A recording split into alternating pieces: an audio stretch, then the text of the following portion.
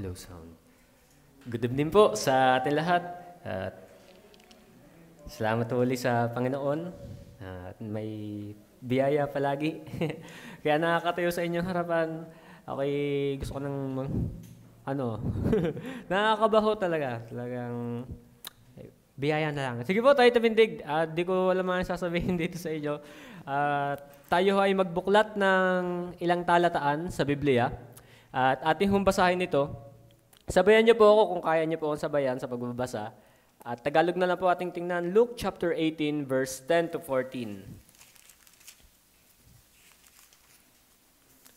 Ang sabi po dito, may dalawang lalaking nagsipanhik sa templo upang magsipanalangin. Ang isa'y Fariseo at ang isa'y maniningil ng buwis. Ang Fariseo ay nakatayo at nananalangin sa kanyang sarili ng ganito, Diyos, pinasasalamatan kita, hindi ako gaya ng ibang mga tao, na mga manglulupig, mga liko, mga mapangalunya, o hindi man lamang gaya ng maniningil na buwis na ito. Makalawa akong nag-aayuno sa isang linggo, nagbibigay ako ng ikapo na lahat kong kinakamtan. Datapwat ang maniningil ng buwis na nakatayo sa malayo ay ayaw na itingin man lamang ang kanyang mga mata sa langit, kundi dinadagukan ng kanyang dibdib na sinasabi, Diyos, ikaw ay mahabag sa akin na isang makasalanan. Sinasabi ko sa inyo na naog at umuwi sa kanyang bahay ang taong ito na inaaring ganap kaysa sa isa, sapagkat ang bawat nagmamataas sa kanyang sarili ay mabababa, datapwat ang nagpapakababa sa kanyang sarili ay matataas. Panginoon Diyos, magandang gabi po muli. Salamat po sa iyo pong mga salita.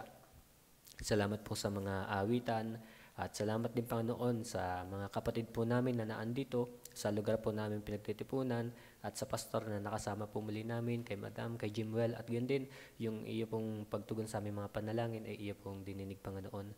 Sorry po sa aming mga kasalanan, wisdom and knowledge po para sa bawat isa, lalong-lalo na po sa mga nakikinig Panginoon. Ilagay niyo po ako sa iyong likodan at nawa makita po nila yung katotohanan sa likod po ng panalangin ng para sa iyong ito. Ito po yung aming dalangin sa pangalan ng Panginoong Jesus. Amen.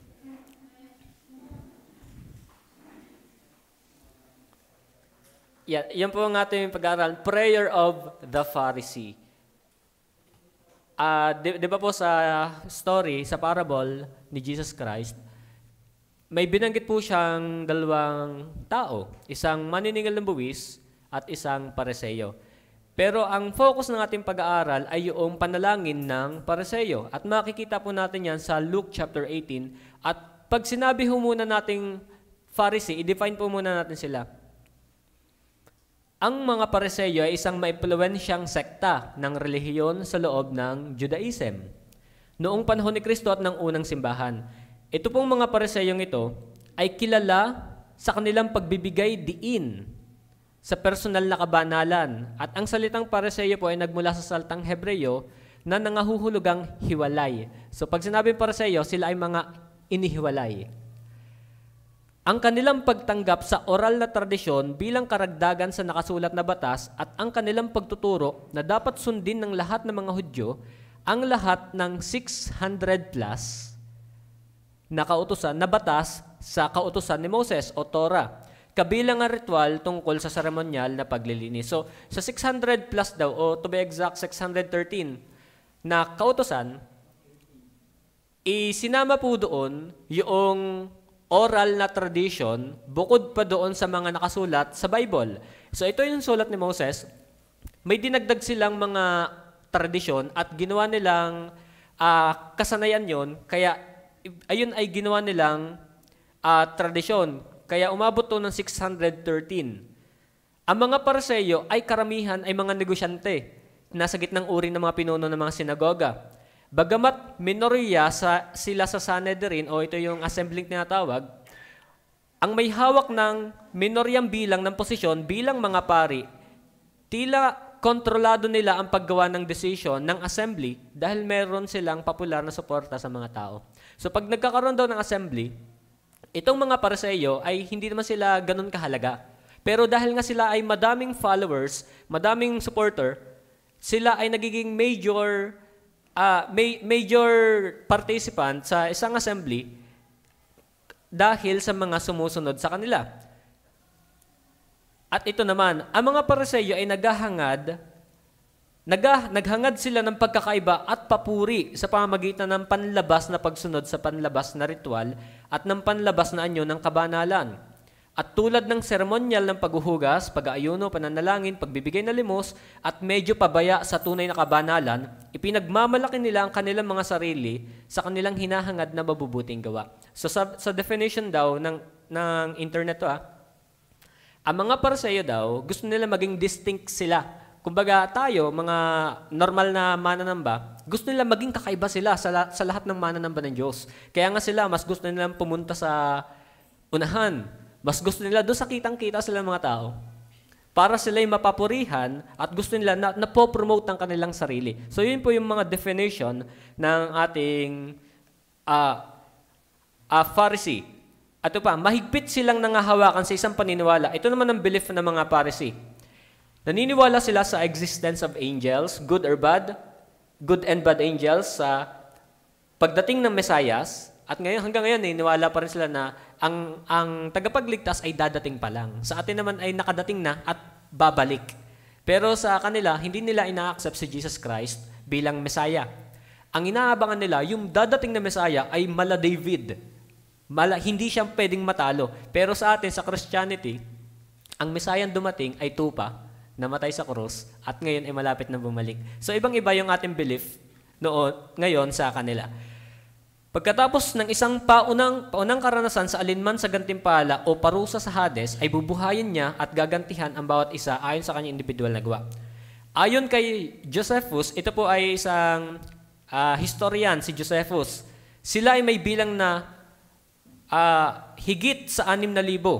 Sila ay mapait na mga kaaway ng Panginoong Hesus. Kaya kung inyong mapapansin sa pagbabasa natin ng Bible, laging nare-rebuke at pinapahiya talaga ni Jesus Christ itong mga Pariseo. Mahigpit na sinaway niya dahil sa kanilang katakawan, ambisyon, walang laman na pag-asa sa panlabas ng mga gawa at pagmamahal sa kabanalan upang makakuha ng katanyagan. So gumagawa sila ng mga bagay na spiritual para sila ay matanyag at hindi ma-promote ang ating Panginoong Diyos. Yan po yung definition ng internet na ating binasa. Pero, how does the Bible define Pharisee? Ang mahalaga naman ay hindi yun nasa internet eh. Ang mahalaga kung ano yung sinasabi ng ating soul foundation, ng ating soul na pinagkukunan ng pananampalataya. Lagi kong nauulit sa mga natuturuan po namin, kung mananampalataya ka na lamang din, magkaroon ka ng basihan. So ito yung ating nag-iisang basihan. Paano dinefine ng Bible itong Pariseyong ito? Nananalangin, Panginoon, ganito i-define ng Bible ang Pariseyo. Luke chapter 16 verse 14. Ang mga Pariseo daw ay isang covetous at scoffers. Ang sabi po diyan, ang mga Pariseo na pawang maibigin sa salapi. So, dinedefine ng Bible na ang mga Pariseo ay maibigin sa salapi. Ay nangakikinig ng lahat ng mga bagay na ito at siya'y tinutuya nila. So, itong mga Pariseo, sila ay yung covetousness ay taglay nila, tsaka yung pangangantsaw sa tamang aral at sa tamang buhay ay ginagawa nila. Gumagawa sila ng mga banal na bagay, pero sila din yung nanlilibak. Tapos sila din yung nagtuturo na magbigay kayo, pero sila din yung mga gahaman sa pera, mga sakim. Another definition po, in Matthew chapter 22 verse 16, ang mga Pariseo daw ay good in deception. Magaling silang mandaya. Sabi dito, at sinugo nila sa kanya ang kanilang mga alagad na kasama ng mga Herodiano na nagsisipagsabi, Guro, nalalaman naming ikaw ay totoo at itinuturo mong may katotohanan ng daan ng Diyos at hindi ka nangingimi kanino man sapagkat hindi ka nagtatangi ng tao. Kung inyong nabasa yung tagpong yan, si Jesus Christ ay nandiyan, tapos merong mga grupo ng tao na hinuhuli si Jesus Christ para magkamali. At once na magkamali si Jesus Christ, ito'y pagtitipunan nila, yung gagamitin natin yung pagkakamali ni Jesus Christ. Pero hindi sila nagtagumpay. Kaya nga itong mga Pariseyong ito, they attempt many times na hulihin si Jesus Christ na magkamali sa paraan ng kanilang pagtatanong. Kaya nga ito'y good in deception. Kumbaga, ito si Satanas madaya na, ito'y mga anak ni Satanas madadaya din. Ano po? Another definition po, Matthew 23 verse 5. Yung tinatawag nating fringes. Ang sabi diyan, datapwat ginagawa nila ang lahat ng kanilang mga gawa upang mangakita ng mga tao sapagkat nangagpapalapad sila ng kanilang mga pilakteriya at nangagpapalapad ng mga laylayan ng kanilang mga damit. Alam niyo po sa pag-aaral namin sa Life of Christ, ang mga Pharisee may ganito, yung para sa wedding, pilactors, pilakteriya. Sa paglaki nun, ang sabi ng Bible, pinapalaki nila. Sa paglaki nun, ibig sabihin nun, sa pagdami ng kanilang alam. Sa pagliit, ito lang alam mo. Pero sa pagmalaki, nakita mong malaki yan, ang dami nitong alam, kagalang-galang to. Pero pagka maliit yan, pwede kang putyu-putyuin. Pero pagka malaki yan, tsaka yung iyong damit ay mahaba. Sobrang haba. Kagalang-galang are sa kautusan. Gaya ng mga Pharisee, gusto nila na pinapalaki nila yun at pinapahaba nila ang laylayan ng damit para sila magmukhang kagalang-galang sa harapan ng maraming tao na nagsisikap din sa kabanalan. Kaya sila, gusto nila na sila ay nakikita ng tao, ito'y maalam itong taong to, ito'y kagalang-galang, igalang natin siya. Ganyan ang gusto ng mga Pariseo. Gusto nila sila ay napopromote. Mga masarap sa kalintong mga taong ito. Ano po? Luke 11:37-40, ito naman, may mabubuting, siyempre, sila naman ay, sabi nga, paimbabaw itong mga to, sila ay hospitable, pero very critical sa mga tradition. In-invite nila ang Panginoong Hesus na kumain. Pero, yung mga kasali niya, hindi naghugas ng kamay. Isa kasi sa 613 laws nila, ay kailangan maghugas ng kamay. Ritual. At may process pa yun. Hindi ko alam kung ano, sa atin, ganito eh. Kakanta ng 2 happy birthday. Happy birthday to you, happy birthday to you. Sa kanila, hindi ko alam kung gaano katagal yun. May process pa yun. Hindi ko alam kung may paganyan-ganyan pa. Madaming proseso ari mga re. Hospitable naman sila. Nag-i-invite nga silang kumain eh. Sabi, samantala nang siya'y nagsasalita, ay inanyayahan siya ng isang Fariseo na kumain kasalo niya at siya'y pumasok at naupo sa dulang. Tapos ang sabi po, sa dulang, table yan sa English. Verse 38. Mabagal lang ako magbuklat ng Bible, gawa ng ayoko mapunit ito. At nang makita ito ng mga Fariseo, sounds Pharisees na ako, ay nagtaka na siya'y hindi muna naghugas bago mananghali. At yun, hindi naghugas. Tapos nakita ito ng mga Fariseo, bakit di ka naghugas? Tingnan po natin sunod na talata. At sinabi sa kanya ng Panginoon, gayon nga kayong mga Fariseo na nililinis ninyo ang inyong dakong labas ng saro at ng pinggan, yung saro po ay cup, datapwat ang loob ninyo, yung loob na tinutukoy diyan ay yung puso mo, puno ng panglulupig at kasamaan. So ito daw mga Pariseo, sila ay hospitable pero very critical sa relation na kanilang pinangahawakan. Kaya nga, sinabihan ng Panginoong Hesus kayo ay magaling kayong magpakita ng panlabas pero yung loob ninyo ay puno ng kasamaan.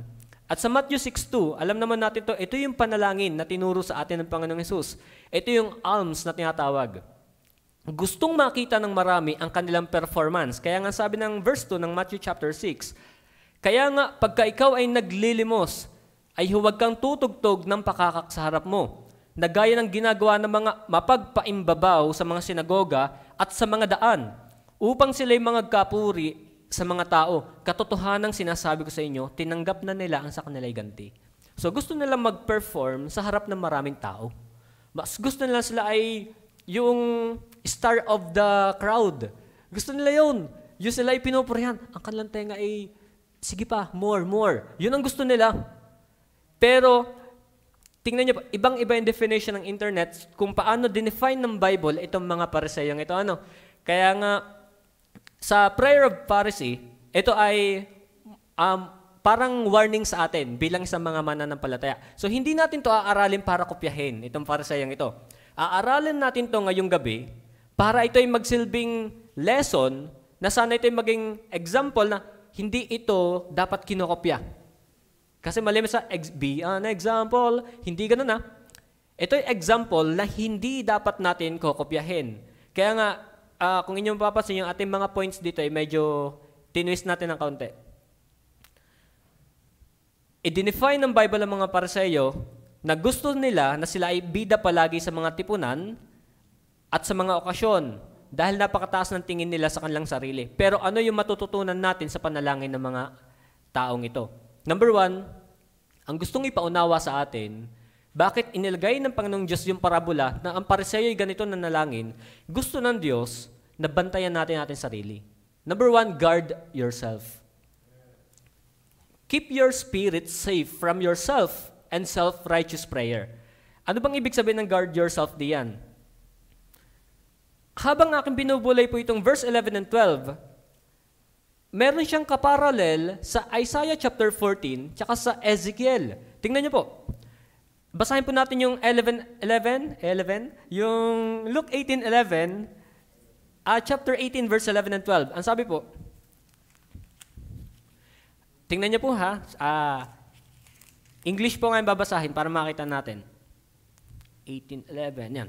The Pharisee stood and prayed thus with himself, God, tandaan niyo po ha, tingnan niyo kamay ko, I thank thee that I am not as other men are, extortioners, unjust, adulterers, or even as this publican. I fast twice in the week. I give tithes of all that I possess. Within 2 verse, 5 times agad binanggit ang salitang I. Tingnan po natin yung Isaiah chapter 14 verse 12 to 14.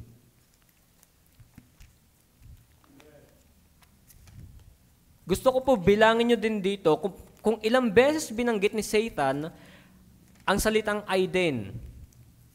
Isaiah chapter 14 verse 12 and 13. Yan. How art thou fallen from heaven, O Lucifer, son of the morning? How art thou cut down to the ground? Which didst weaken the nation? For thou hast said in thine heart, I will ascend into heaven, I will exalt my throne above the stars of God. I will sit also upon the mount of the congregation in the sides of the north. I will ascend above the heights of the clouds. I will be like the Most High. Within 2 verse then, sinabi ni Satan ang salitang I, o Lucifer pa nun.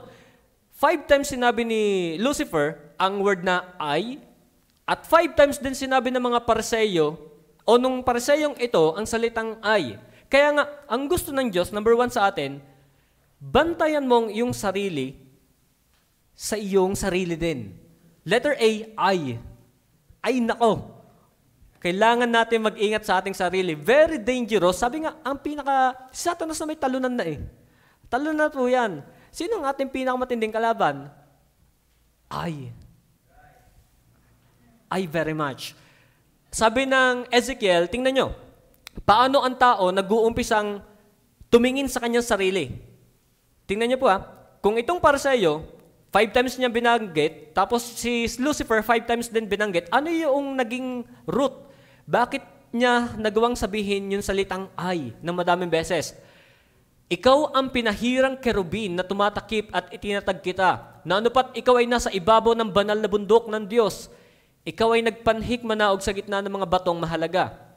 Ikaw ay sakdal sa iyong mga lakad mula sa araw na ikaw ay lalangin. Maganda po siya sa English. Ating tingnan. Ezekiel chapter 28.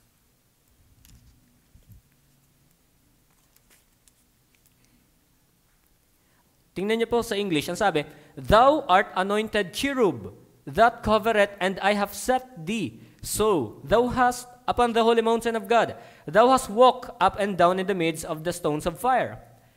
Thou wast perfect in thy ways, from the day that thou wast created, till iniquity was found in thee. By the multitude of thy merchandise they have filled the midst of thee with violence, and thou hast sinned. Therefore I will cast thee as a profane out of the mountain of God, and I will destroy thee, O covering cherub, from the midst of the stone of fire. Thine heart was lifted up because of thy beauty. Thou hast corrupted thy wisdom by reason of thy brightness. I will cast thee to the ground. I will lay thee before kings, that they may behold thee. Thou hast defiled thy sanctuary by the multitudes of thy iniquities, by the iniquity of thy traffic. Therefore will I bring forth a fire from the midst of thee, it shall devour thee, and I will bring thee to ashes upon the earth in the sight of all them that behold thee. All they that know thee among the people shall be astonished at thee. Thou shalt be a terror, and never shall be anymore. Nung nagsimula si Lucifer mag-isip ng ganito, nakita niya kanyang sarili na perfect in ways, full of wisdom, tapos napakaganda. Kaya nga, bantayan nyo inyong sarili pag nag-uumpisa na kayong tumingin sa inyong sarili. Tutingin kayo sa salamin, magbubulay kayo, ang makikita nyo ay kayo at hindi si Jesus. Very dangerous yan. Ang sabi, keep your spirit safe from yourself. Kaya nga dito, kung paano pinakita ng Panginoong Diyos through His Word, yung dangerous word na I, gayon din dapat tayo magbantay dito. Dahil ang sabi ng Proverbs 4:23, guard your heart with all diligence. Buong sikap nating bantayan natin puso dahil itong pusong ito ay very fragile at itong pusong ito ay mabilis mag-absorb ng mga emotion. Well, ang AI, napakatalino naman yan eh. Pero anong kaibahan nila sa atin? Wala silang emotion. Tayo ay meron. Kaya nga itong emotion na meron tayo ay dapat ating binabantayan. Hindi basta-basta pinapa-absorb ng mga bagay na pwede magpahamak sa atin. Kaya nga, delikado talaga ang makita ang sarili. At delikado rin pag hindi na natin nakita ang kagandahan ng ginawa ni Jesus sa krus ng Kalbaryo. I agree na makita natin sarili sa ministry, pero hindi dapat natin pala pinapraktis yun. Kasi pwede tayong maging root yan, salamat sa Panginoon, nakikita ko pa ang sarili ko sa ministry. Ulitin ko po ha, salamat sa Panginoon, nakikita ko pa ang sarili ko sa ministry. Very dangerous din po yan. Salamat sa Panginoon, kinakaawaan pa ako para ako ay tulungan niya sa ministeryong ito. Yung word na ay, mag-iingat kayo na banggitin yan dahil si Satanas ay binagsak diyan ng Diyos at itong mga pariseyong ito, madaming beses niyang binanggit ang word na ay dahil delikado talaga yan. Pinagtagumpayan na nga ng Panginoong Hesus ang kamatayan, pati yung ating sarili, iniligtas na nga niya tayo sa kanyang biyaya, kinaawaan pa nga niya tayo, wag mo nang tingnan ang iyong sarili. At alam niyo ba yung die daily na ibig sabihin dito? Hindi yung araw-araw mo sasaktan na yung sarili. Kundi ang ibig sabihin nito, yung desires ng ating laman, anything na dinedesire ng ating laman na magpapalayo sa ating Panginoong Diyos, ay ating unti-unting imortify. Alam mo yung mortify? Ito yung pinupurga. Purgahin natin yung sa ating katawan. Kasi hindi naman natin nga kayang biglain. Ang reality, unti-unti mong pupurgahin ang iyong sarili sa mga bagay na kinahihiligan mo, na ito naman kinahihiligan mo, ay magpapalayo sa ating Panginoong Diyos. Kaya nga dito, yung word na ay very dangerous kahit sa ating mga mananampalataya. Madami kang alam sa Bible, pero ang pinopromote mo ang iyong sarili, mag-iingat ka. Dahil sabi dito ng talata din, 1 Galatians chapter 6 verse 3, sapagkat kung ang sino man ay nag-aakala na siya ay may kabuluhan, bagaman siya ay walang kabuluhan, ang kanyang sarili ay dinadaya niya. Very deceitful ang ating nature. 1 Corinthians chapter 8 verse 2, kung ang sino man ay nag-aakala na siya ay may nalalamang anuman, ay wala pang nalalaman gaya ng nararapat niyang malaman. So, ang gusto ng Diyos, huwag tayo mag-isip ng maging somebody tayo. Huwag tayo mag-isip na, I know a lot of things, pero ang gusto ng Diyos, shut your mouth. Ang gusto ng Diyos, just do it silently, na ang nilulugod mo ay ang Panginoong Diyos. Diyan tayo magaling mga tao eh. Maggagawa ako, sana kita ni brother, sana kita ni sister, sana kita ni pastor. Pero hindi yan yung kinalulugodan ng ating Panginoong Diyos. Ano po? Si Lucifer nga napakaganda na. Ang ganda ng kanyang place na pinaglagyan, napakaganda ng pagkakalikha sa kanya, till iniquity was found in him. At lagi din, kung inyong natatandaan, nabulay natin yung 3 degrees ng sin. Sin, Romans 3:23, ito ay hamartano. For all have sinned. Ibig sabihin, we missed the mark o we cannot reach the standard of God. We cannot give what God requires for us para tayo pumunta ng langit. Pangalawa, because of our sin, yung 2nd degree, tayo ay naging transgressor na. Ito yung transgression. Naging violators tayo ng law ng Diyos dahil sa ating kasalanan. Tayo ay criminal sa kanyang harapan. At ang last degree, ito yung iniquity. Kaya nga, till iniquity was found in Him. Tapos sa Timothy chapter 3, ang mundo ay pasama na ng pasama. It talks about iniquities. Ang tao ay lalo pang magdadaya at lalo pang sasama. Iniquities will bound more. Kaya nga, itong kinagagalitan ng Panginoong Diyos, yung mga degree ng kasalanan na ito, ay hindi talaga kinatutuwa ng Diyos. Anong meron sa Satanas? Yung sagad sa sagad. Iniquities. Kung saan, alam mo ng mali, and yet you embrace what is wrong. Ito'y hindi kinatutuwa ng Panginoong Diyos, and still I am doing it. ayun yung iniquity na kinagagalitan ng Panginoong Diyos. Kaya nga, in Matthew chapter 7, verse 20-21, "Depart from me, ye workers of iniquity." Hindi ko kayo nakikilala. Pwede tayong nasimba, pwede tayong nanalangin, pwede tayong nagawa ng mabuting bagay. Pero hindi ko alam, o hindi niyo alam ako, o hindi natin alam kung sino man dito. Buhay natin to. Diyos ang nakakaalam.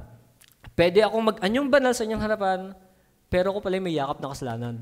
So very dangerous yung bagay na yan. Hindi tayo makapagtago sa banal na Diyos. Hindi natin kayang suhulan ng Panginoong Diyos kung paano itong mga pariseyong ito. Akala nila matutuwa ang Diyos sa kanilang buhay porket madami silang followers, pero in reality, God sees their heart. Kitang-kita ng Diyos kung paano ka maglingkod sa Kanya. At kita din ng Diyos kung sino talaga ang niluluwalhati mo. Yan ba sarili mo? O nagtatago lamang tayo sa likod ng ministry sa salitang salamat sa Diyos, pero ang intention mo naman talaga ay hindi papurihan ng Panginoong Diyos. Gagawa ka na nga lamang, sunog pa. So wag sanang ganon. Letter B, hindi lang gusto ng Diyos na mag-ingat tayo sa ating sarili, kundi sa panalangin din ng paraseyong ito, gustong ipaunawa sa atin ng Panginoong Diyos, yung bantayan din natin ating sarili sa pagiging self-righteous. Madami kami na-encounter niya sa soul winning. Doon ka magturo, brother, sa ganun. Doon ka magturo sa, there's something in me na gusto ko silang durugin eh. Pero hindi ko magawa. Sa pag-aaral kasi, meron tayong tinatawag na ethics. Siguro kung ako hindi nag-aral, pero kakagigil yung mga yon. Kaya nga buti nilang naturuan ako ni kay Henry, at na-observe ko din sa pagsama ko sa kanya. Kaya kung kayo sasama din sa soul winning, maganda kayo maging observant. Maganda kayong maging observant. Tingnan nyo kung paano mag-win, tingnan nyo kung paano mag-witness, paano yung behavior, paano yung proper ethics sa ganung bagay. Kasi tayo idadayo sa lugar, tapos tayo hindi mag-observe ng mga bagay na paano natin sila mawiwin. Kaya nga, ang gusto ng Diyos, mag-ingat tayo self-righteous. Paano natin sabi yan? In verse 11, kung kanina ay laang, ngayon, I am. Yan na, nag-uumpisa na yan, I am. Diba, pag ginamit natin I am wonderful. I am beautiful. I am rich. Diba, magagayaan, I am Romel Gerchitrana. I'm 35 years old. Mga pag-ganyan-ganyan pa, tapos papakala, unti-unti na, ipopromote mo na yung sarili. I am single. Di ka may mga ganyan na? Pag ginamit na natin salitang I am, kasunod na niyan yung promotion mo ng iyong sarili. Self-righteous. Paano natin nasabing self-righteous itong parising ito? In verse 11, mababasa natin dyan yung word na stood. The Pharisee stood and prayed thus with himself. Yung his posture. Bakit nasabi na his posture? In contrast sa posture ng maniningil ng buwis, nasa malayo siya, nakaganyan, hindi man lamang maitang nila ang ulo sa langit. Imagine natin itong pariseyong ito. By definition, they are proud sa kanilang sarili. Nasa unahan sila, mas gusto nila sila pinapupurihan, at ang posture nila dito, standing tall and proud. Lord. The word stood can sometimes be associated with being proud, especially in figurative or descriptive language, while stood literally refers to being upright in your feet. Yung stood talaga, tayo. It can also carry a symbolic meaning depending on the context. So yung context nito, gustong ipakita ng Panginoon Diyos yung contrast between proud and humble. So yung context nito, ipapakita natin kahit sa kanilang posture. Ganito ang posture ng pariseyo, ganito naman ang posture ng maniningil ng buwis. Kasi gustong ipakita ng Diyos sa parable na ito, yung complete contrast nilang dalawa. So yung stood here ay hindi basta tumindig. Tingnan natin ibang version dito. Dito ako nagtagal po.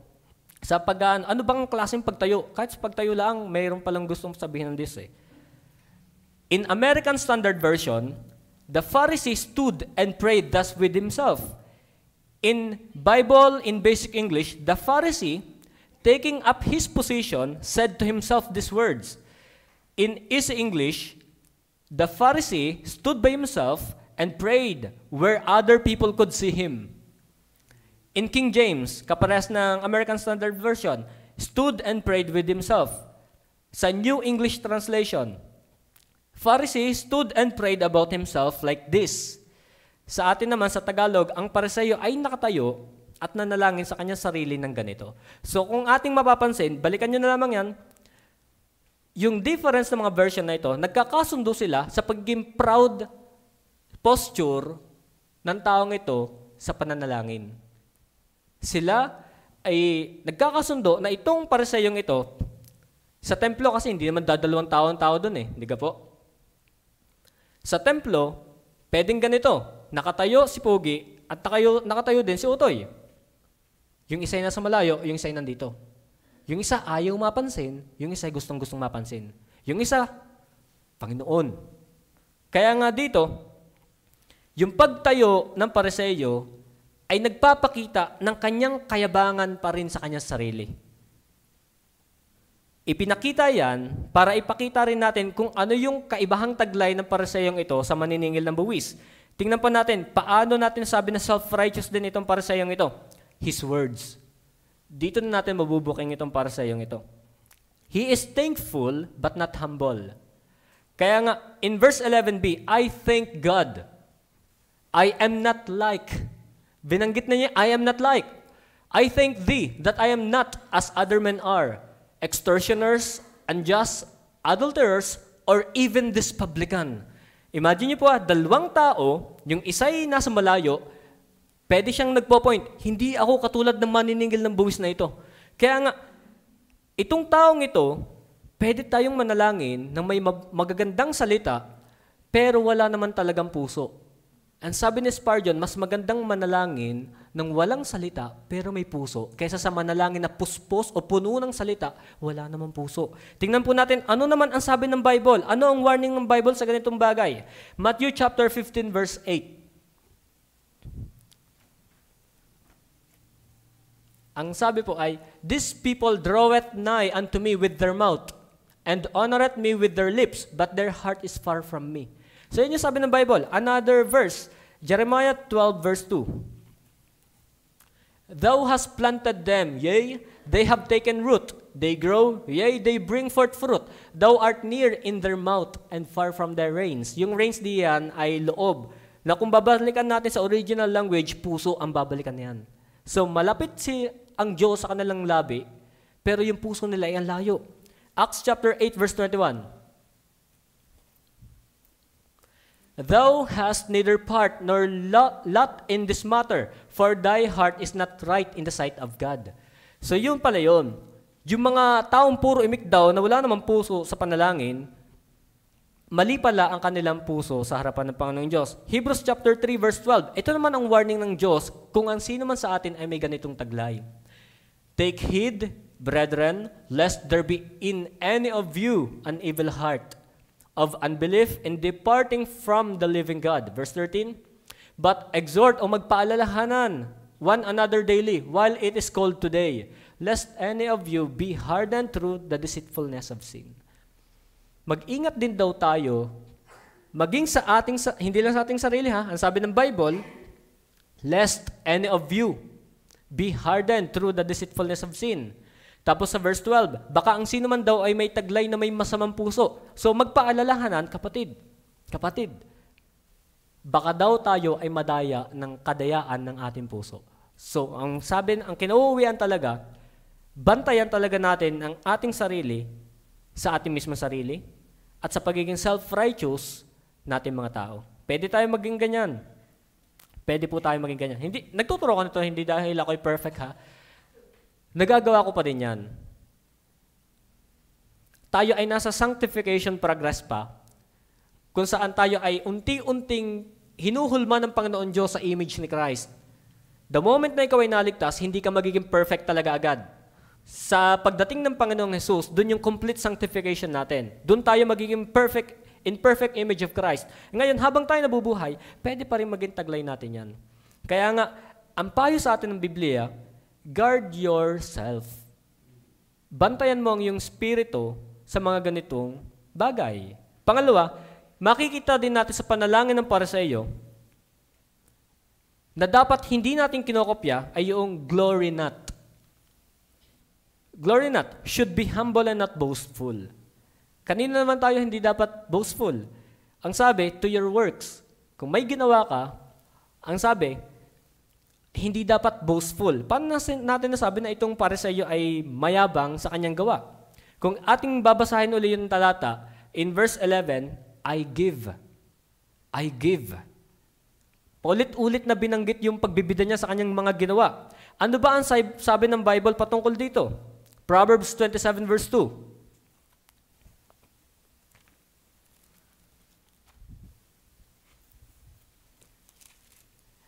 Let another man praise thee, and not thine own mouth, a stranger and not thine own lips. So kung may gagawin man tayo, hayaan mo ng iba magpuri na yan sa atin. Sabi nga ano nga ito?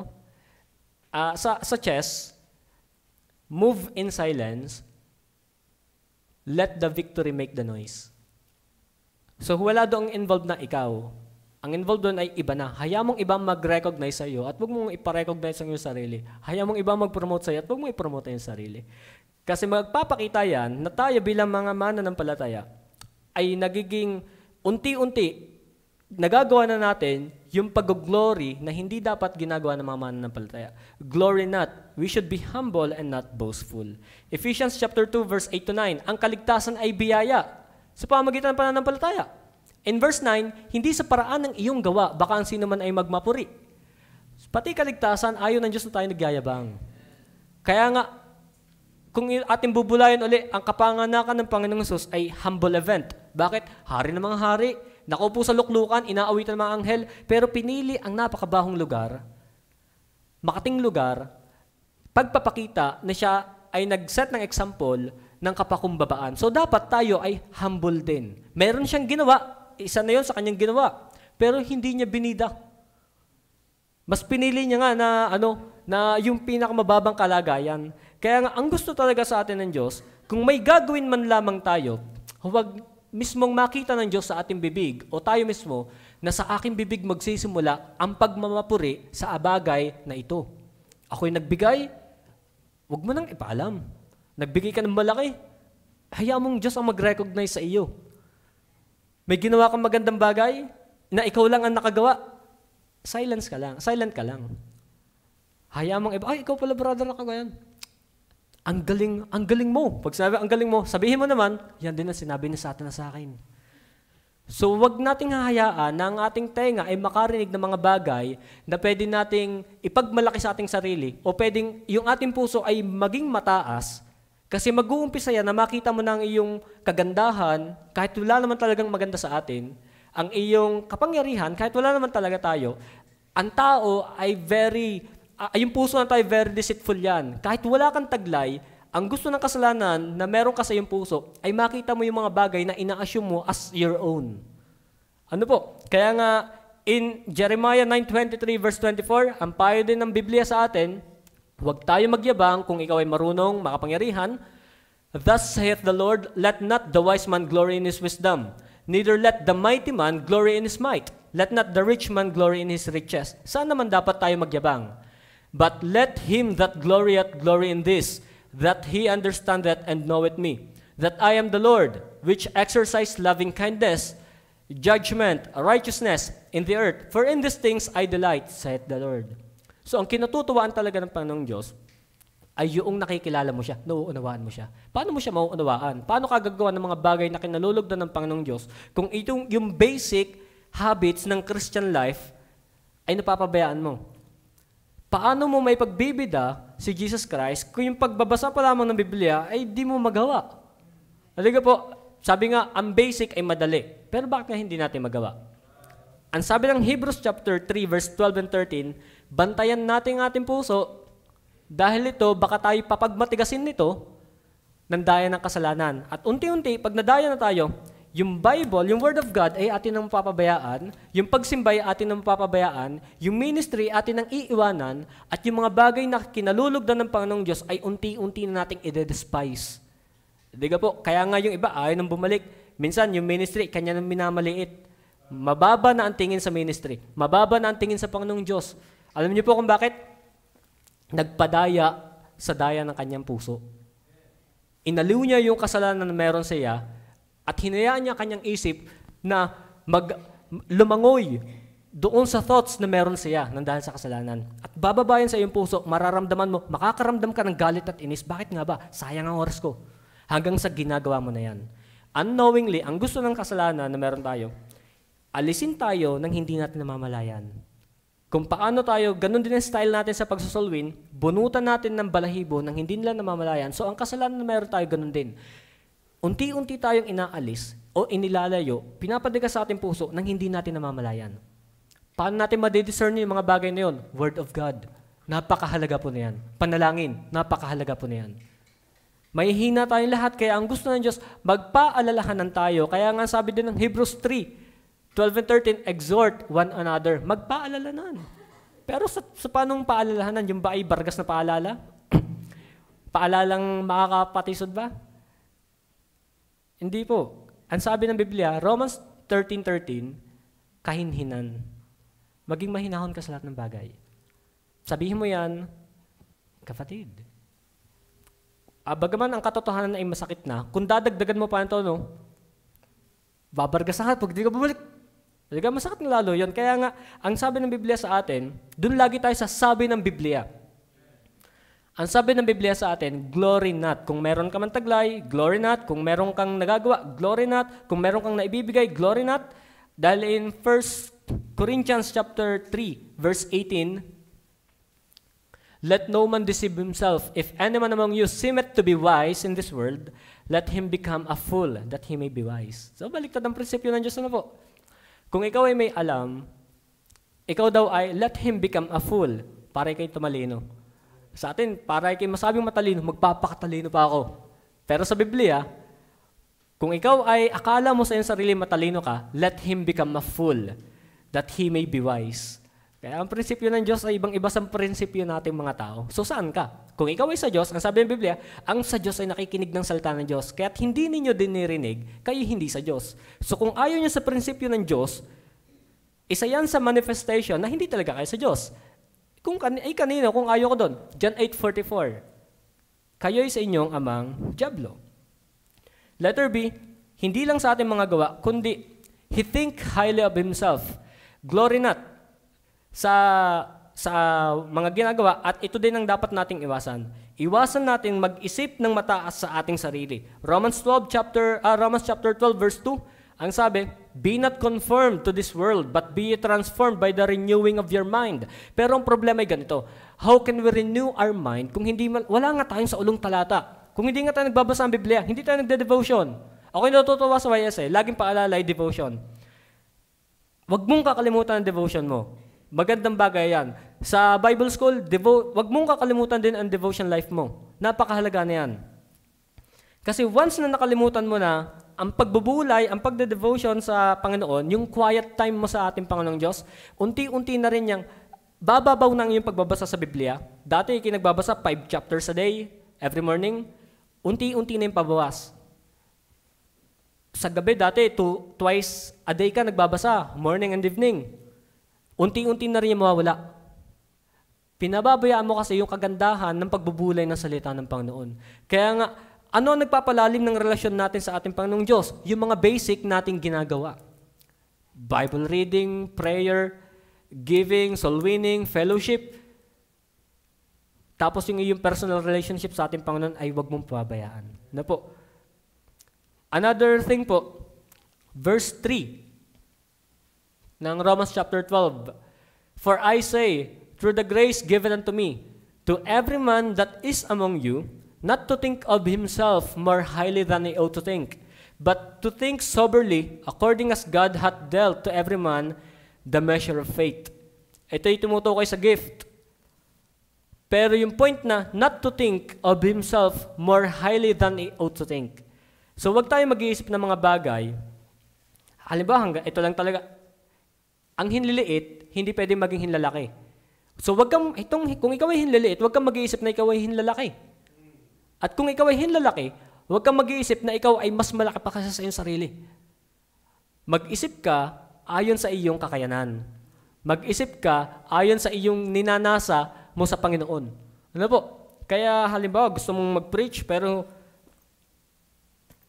ang iyo namang sa tunay ikaw ay nag-iisip na mas magaling ka pa sa preacher, pero pinababayaan mo naman ang iyong personal Bible reading, prayer, tsaka devotion life. Ang sabi ng Bible, huwag kang mag-isip ng mataas sa iyong kalagayan. Magpakababa ka. Iluhod mo yung tuhod sa lupa, ipakita mo yung noong nakasayad sa lupa, nang sagay maabot mo ang langit. Philippians chapter 2, verse 3. Puro talata po tayo, pasensya na kayo. At ito'y, mahilig ako sa talata. Philippians chapter 2, verse 3. Let nothing be done through strife or vainglory, but in lowliness of mind, let it esteem other better than themselves. Ang sabi ng Bible? But in lowliness of mind, let each esteem other better than themselves. Huwag mong isiping mas magaling ka sa natugtog. Huwag mong isiping mas magaling ka sa nagpapaawit, sa nagtuturo dito. Ang sabi, isipin mo na magagaling tong mga to. Hayaan mo ang Diyos na magpalago sa iyo. Humanga ka na lang. Papurihan mo ang Diyos sa buhay ng taong ito. Kaya nga, pagka ang tingin mo na sa isang tao, pagka nga sa'y napapalakpakan, mas magaling ako diyan eh. Pagka ang isang tao ay lagi nare-recognize, kaya ko yan eh. Ang sabi ng Bible, let each esteem other better than themselves. Ito yung honesty sa iyong buhay. Magkaroon ka ng honest mind sa iyong kapatid, sa iyong Panginoon. Panginoon, mag-sorry ka. Panginoon, sorry po, mali ang image ng ko sa aking kapatid na ito. Patawarin mo po ako. Ephesians chapter 4, verse 2. Sabi po ng Bible, with all lowliness and meekness, with long-suffering, forbearing one another in love. Kaya nga po, mahiwaga talaga ang pag-ibig. Kung hindi nga natin ito magawa, yung pag-ibig na sa ating kapatid, imagine nyo na lang to na paano tayo nagawang mahalin ng ating Panginoong Hesus. Kaya nga great ang mystery talaga sa lahat ng bagay, lalo na itong love na ito. Anong nasumpungan sa'yo ng Diyos para ikaw ay Kanya mahalin? Kaya nga, with all lowliness and meekness, with long-suffering, may pagtitiis, forbearing one another in love. Kailangan talaga nating tiisin ng isa't isa. Magtiisan tayo. Magbuhatan tayo sa pag-ibig, magpakumbabaan tayo, magpakumbaba palagi tayo. Ano po? 1 Corinthians chapter 10, verse 12. Last verse po ito, ng number 2.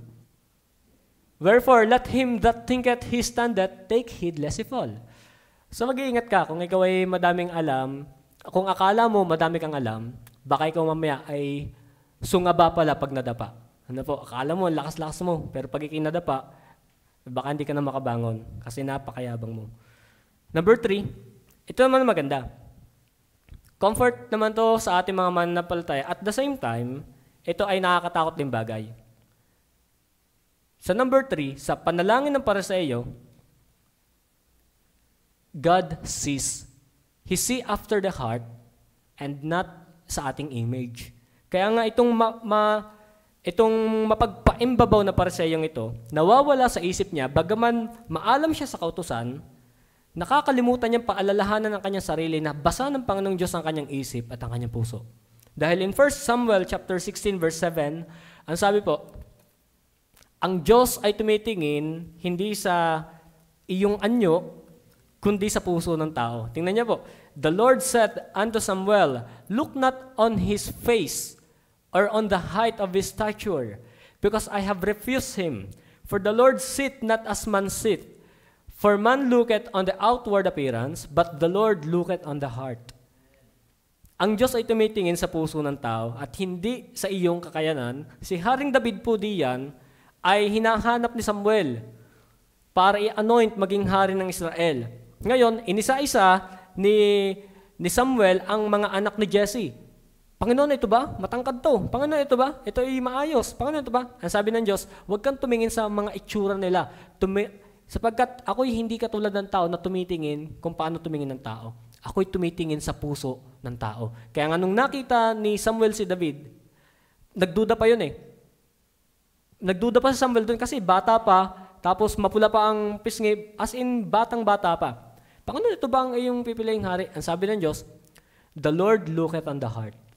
So, ang hayaan mong ang Diyos ang hayaan mong kalooban ng Diyos ang manuyag at yung paningin ng Diyos ang managana sa ating buhay. Kaya nga, pag nag-umpisa ka na magbulay din sa iyong sarili na, paano ba ako tingnan ng Panginoong Diyos? Paano ba tingnan ng Panginoong Diyos itong makasalanan na ito? Hayaan mo na palambutin ng Diyos ang iyong puso. Hayaan mo ang iyong tenga na makinig sa sinasabi ng Diyos. Hayaan mo na humiling ka sa Diyos na, Panginoon, bigyan mo ako naman ng paningin kung paano mo tinitingnan ang taong ito. Nang sa gayon, magkaroon ka rin ng awa, magkaroon ka rin ng pag-ibig sa mga taong wala pa kay Kristo. Kaya baka nga ansin naman sa atin na hindi makapag-soul winning kasi hindi nyo nakikita na sila napapahamak. O baka nakataklob na ang iyong mata sa katotohanan na tinitingnan ng Diyos ito, na ito ay mapapahamak pag hindi nabahagian ng Ebanghelyo. Ngayon, kung hindi mo sila nakikita, kung paano nakikita ng Panginoong Diyos, may problema ka na. Kailangan natin magpalinis sa ating Panginoon. Kaya may notes po ako dito sa aking Bible eh. Let your heart beat for what God's heart beat for His people. Kaya hindi mo makita na ang kapatid na ito ay mahina, baka hindi mo pinapayagan ang Diyos o pinapatigas mo ang puso mo sa ating Panginoong Diyos, paano tumitibok ang puso ng Diyos sa taong ito. Maging maingat po tayo. At sa verse 13 po, ang sabi, tingnan niyo po itong Isaiah 57:15. Ang Diyos ay natutuwa sa mga may bagbag na puso. Sabi ng Isaiah 57:15,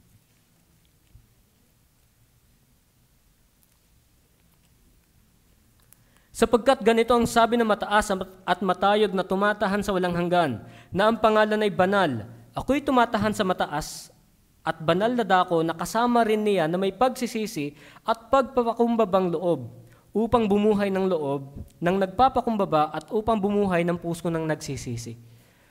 Kaya hindi talaga kakasamahin ng Panginoong Diyos ang mayayabang sa kanyang kaharian dahil ang gusto ng Diyos, ang mapapurihan lamang ay siya. E paano kung ang taas ng tingin mo sa iyong sarili tapos tingin sa langit, di dalawa na kayo. Pero hindi yun iaalaw ng Diyos. Matuto kang lumuhod, matuto kang magpakumbaba sa kanyang harapan, nang sa gayon, kasamahin ka ng Panginoong Diyos. Kaya nga sa huling tagpo ng ating pag-aaral dito sa Biblia, nito, hindi kinalugdan ng Panginoong Diyos itong pariseyong ito. At mas kinatuwaan naman ng Panginoong Diyos yung mababa ang tingin sa kanyang sarili. Ano po? Psalms 44 verse 21.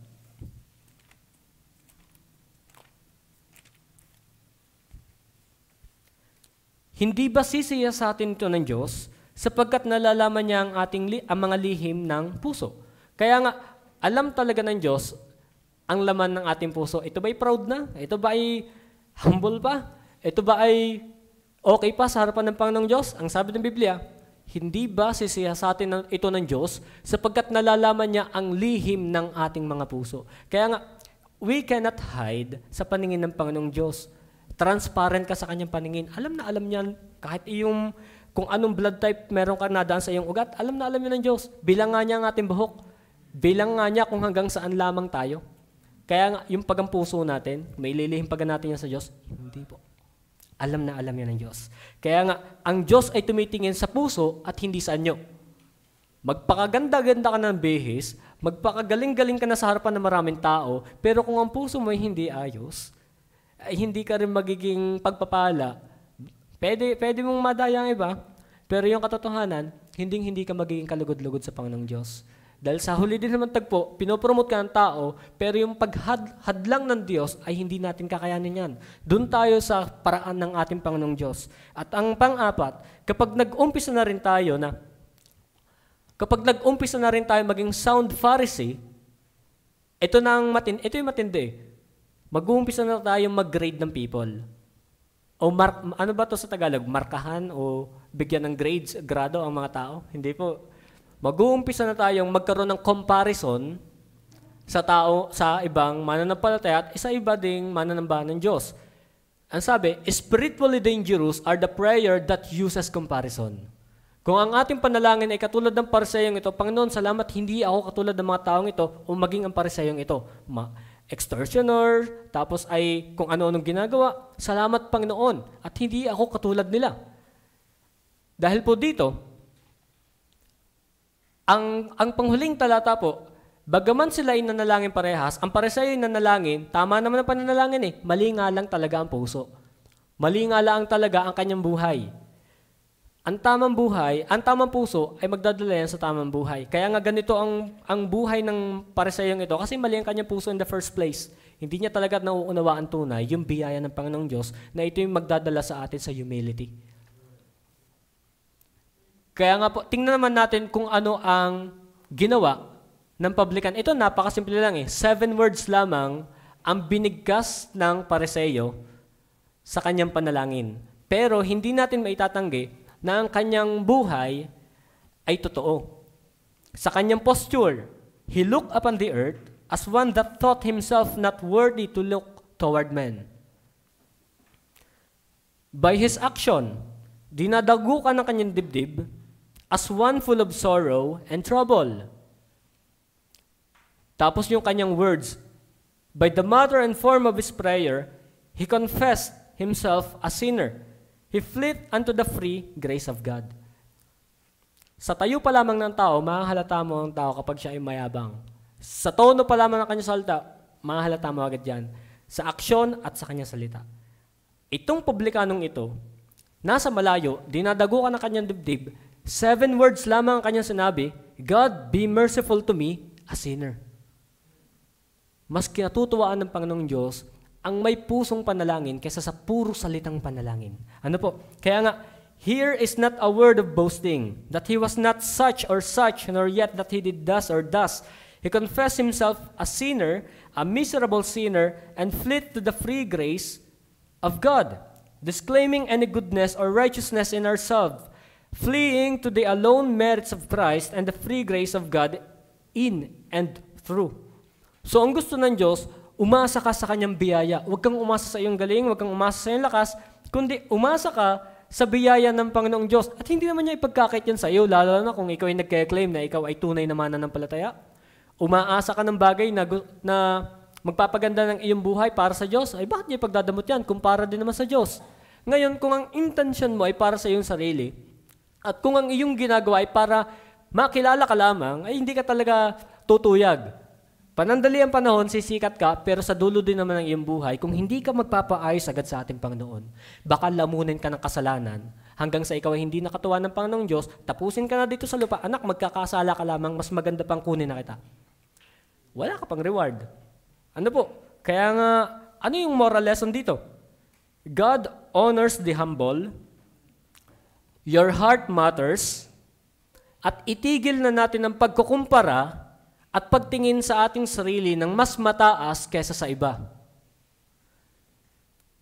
Stop comparing and seeing yourself highly than the others. Ano po? At hindi yan kayo natutuwa ng Panginoon Diyos. Last 2 verse po, Psalms chapter 19 verse 14, maging mabulay po tayo dito, let the words of my mouth and the meditation of my heart be acceptable in thy sight, O Lord, my strength and my Redeemer. Luke chapter 18 verse 14, sinasabi ko sa inyo na naog at umuwi sa kanyang bahay ang taong ito na inaaring ganap kaysa sa isa sapagkat ang bawat nagmamataas sa kanyang sarili ay mabababa, datapwat ang nagpapakababa sa kanyang sarili ay matataas. Humility ang gusto ng Diyos sa ating buhay. Maglingkod ka ng humble, gumawa ka na ang Diyos na napapapurihan, gumawa ka ng mga bagay ng may tamang puso. Dahil sasalain talaga yan ng Diyos yung ating mga ginagawa. In 1 Corinthians chapter 3, lahat ng ating gawa ay dadaan sa apoy. Hindi ko alam kung ginto yan o hindi. Kaya gumawa tayo ng mga bagay na hindi sunog. Gumawa tayo ng bagay na sana kikinang ito at ito'y lalabas na ginto. Kasi hindi natin pwedeng alisin yung reality. Nahaharap tayo sa judgment seat of Christ kung saan ikaw at ako, lahat tayo haharap sa Kanya, individual, hindi by family, by friends, kung ano man, dadaan yung, susukatin na, ang iyong mga ginawa dito sa lupa, saan mo ginamit na yung buhay? Itetas yan ng Diyos? Sunog. Wala kang award. Iiyak ka lang sa langit. Pero mabuting bagay din naman, sa Revelation 21, papawiin ng Panginoon Diyos ang ating mga luha. Isa doon, yung ating mga ginawa dito sa lupa, pero napakalaking kalugihan nating mga mananampalataya dito sa lupa kung tayo ay magpapabaya. So ano ang gustong pakita sa atin ng Diyos? Ngayong gabi, ipanalangin niyo sa inyong sarili na, Panginoon, ako po ay bantayan mo sa mga ganitong bagay. Baka mamaya hindi ko namamalayan, ako ay Pariseo na pala. Baka mamaya, Panginoon, ang aking buhay pala ang aking puso pala ay matigas na sa aking Panginoon. Unti-unti na ako lumalabag sa iyo, ine-enjoy ko na itong paglabag ko sa iyo, kaya pala, Panginoon, nadadamay ang aking mga malapit sa akin dahil sa iyong sarili. Ano po? Kakilakilabot ang mahulog sa banal at sa kamay ng banal na Diyos. Pero mas nakakatuwang bagay naman ang mahulog sa mapagmahal na Panginoong Diyos, sa kanyang kamay ng mapagmahal na Panginoong Diyos. Saan kayo? Pili. Kamusta ang iyong puso sa harapan ng ating Panginoon? Tayo po'y manalangin. Panginoong Diyos, magandang gabi po.